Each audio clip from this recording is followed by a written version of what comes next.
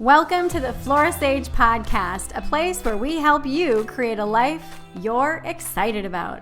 Welcome back to the podcast. Today, we are piggybacking off of episode 161, which was our yearly planning workshop. Today's episode is about monthly planning, monthly review, and weekly planning. So I hope that you're excited because I know that I am. If you're new to my channel, welcome. I'm Flora Sage. For over 25 years, I've been helping women like you align into a life or a business that you are wildly obsessed with by helping you clear the 9 types of clutter, keeping you from a life that you love. What are those 9 types of clutter? They are mental, spiritual, emotional, digital, financial, daily, body, process, and environmental clutter. A huge piece of clutter that gets in the way of someone's ability to achieve the things that they want to achieve is daily clutter and process clutter. And today's episode addresses and hopefully will clear both of these for you. Now, daily clutter are the things that keep you busy and distracted from the life that you want. And process clutter is the amount of steps that something takes to get done. Usually, those steps can be simplified, which is really awesome. So recently, I had several people ask me about my monthly progress review and my weekly planning. And typically this is offered in my Mastermind Mafia, 1 Degree Shift Tribe, and the Planning Posse programs. But since those are retired, and now I only offer that to my one-on-one clients, I don't gatekeep. So I'm going to share that with you here in this episode. Now, as I mentioned previously, this does piggyback off of episode 161, which is our yearly planning workshop. So if you haven't done that, go back, work that process, and then come back to this episode. Side note before we start, a few years ago, I stumbled upon a company that creates planners that are very, very similar to the process that we used inside of my memberships. Because I found them so similar and so fabulous, I refer all of my clients to them. So if you're looking for a new planner for this year, grab it. The link for this planner is in the show notes. These are my favorite planners simply because they don't have all that extra bullshit that clutters up your planning process. You know, the just all that extra stuff. If you've had planners in the past, you know exactly what I'm talking about. So when I started to write this outline, I realized there's a lot of content here, and some of you might just want the Cliff Notes version.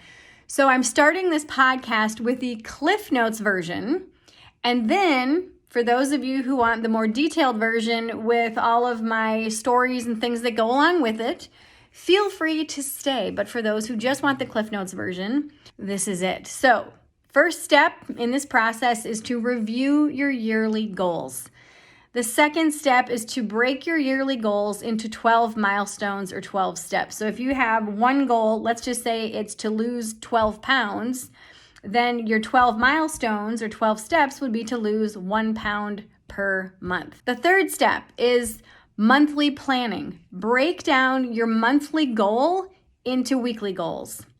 Step 4 is to break those weekly goals into chunks that you can do throughout the week. Step 5, weekly planning. This is essentially when you take what you're going to do each week and plan your daily tasks.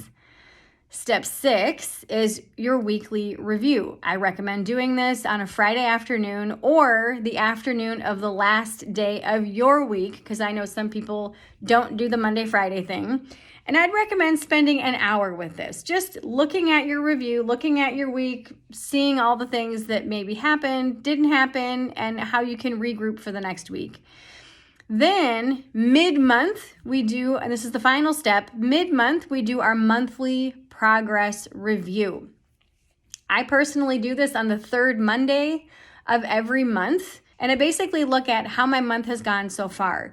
Did I have any plot twists happen? Did I just not do something? Did I just drop the ball?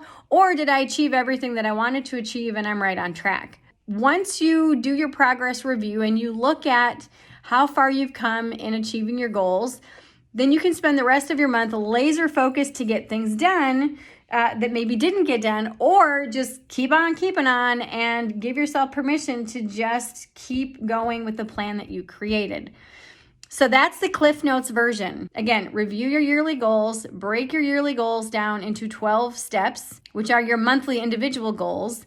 Then monthly planning, break your monthly goal down into weekly goals, break those weekly goals into chunks that you can do throughout the week. When you do your weekly planning, take those chunks and just divide them by the days that you work. Your weekly review at the end of the week, I recommend doing this for about an hour.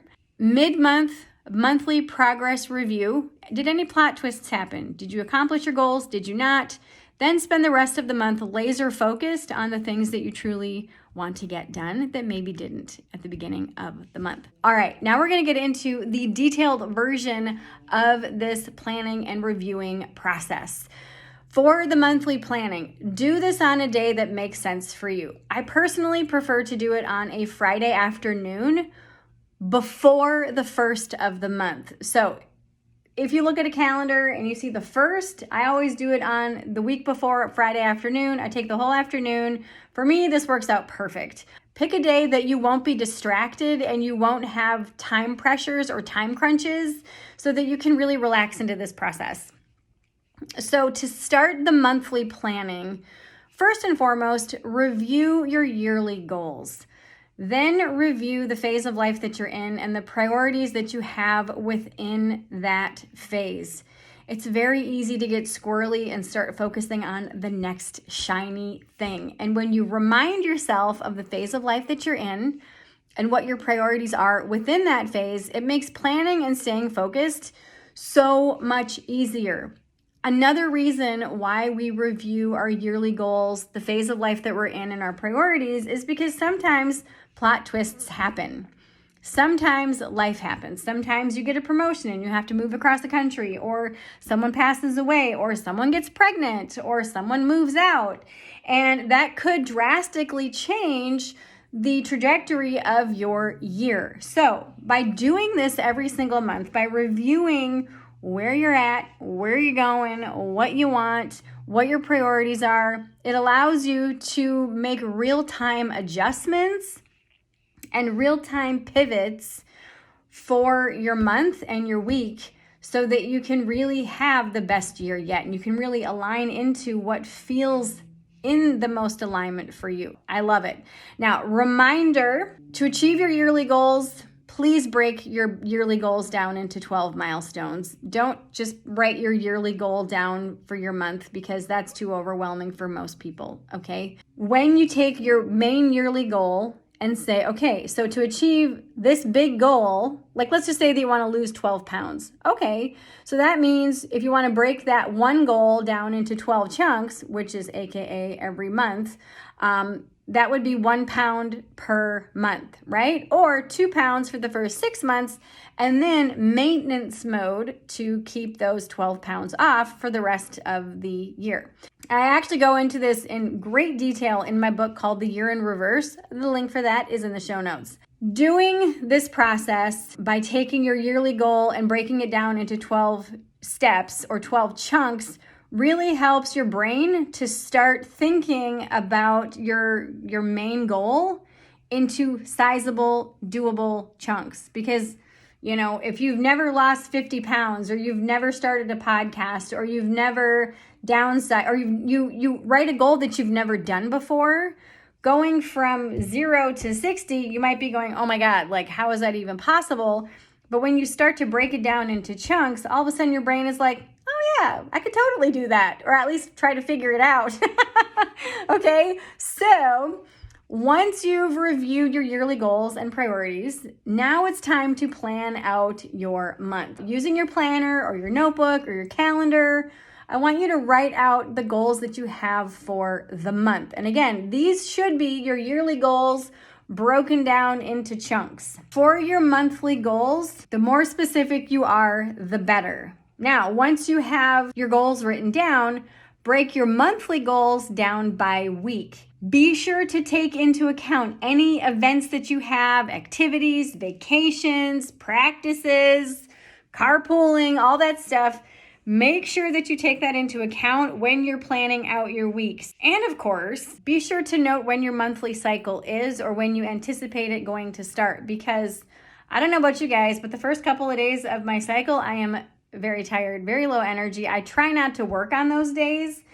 If I do choose to work, I do very low energy type activities. I know the week after my period, I'm a ninja. Like I could get all the things done all the time, 24/7. I've got so much energy. And I plan for that in my production goals, and it makes the world of difference. A pro tip, before setting any weekly or monthly goals, ask yourself, is this going to get me closer to achieving my yearly goals? I see this all the time. People write out a yearly goal, they break it up into chunks, and then for some reason, when you take the monthly goal and you break it down into the week, and then you write all the things down that you're doing every day, something gets lost in translation and your brain kind of goes bye-bye.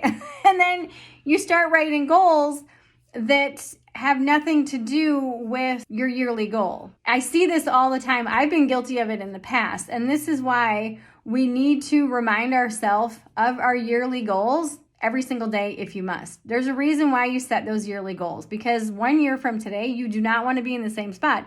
You want to accomplish something. You want to get different results. Allowing yourself to continuously check in, is this task, is this to-do on my list going to get me closer to what I actually want to achieve? And this is the thing that I was talking about earlier, process and daily clutter, is for some reason when we write down, this is my yearly goal, this is my monthly, this is my weekly, this is my daily, somewhere between the monthly, weekly, daily setting of goals, breaking it down, it gets watered down and all of a sudden we focus on the shiny, or we focus on the laundry. I actually have several podcast episodes about the laundry factor. Make sure when you're writing your daily goals, taking that action is going to bring you one step closer to achieving your yearly goals. So far, we've reviewed your yearly goals, the phase of life, and your priorities.